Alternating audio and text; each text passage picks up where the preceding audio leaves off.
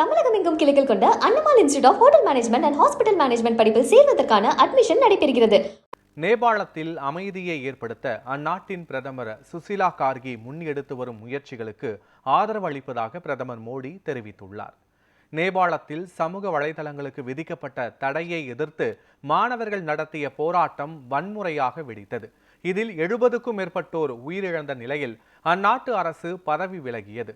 இதையடுத்து அந்நாட்டு உச்ச நீதிமன்றத்தின் முன்னாள் நீதிபதி சுசிலா கார்கி இடைக்கால பிரதமராக பதவியேற்றார். இந்த நிலையில் சுசிலா கார்கியுடன் பிரதமர் மோடி தொலைபேசி வாயிலாக கலந்துரையாடினார். இதையடுத்து பிரதமர் மோடி வெளியிட்டுள்ள எக்ஸ் தள பதிவில் நேபாள பிரதமரின் அமைதி மற்றும் ஸ்திரத்தன்மையை ஏற்படுத்தும் முயற்சிக்கு இந்தியா ஆதரவு அளிப்பதாக குறிப்பிட்டுள்ளார். மேலும் தேசிய தினத்தை கொண்டாட உள்ள அந்நாட்டு மக்களுக்கு தனது வாழ்த்துக்களையும் பிரதமர் மோடி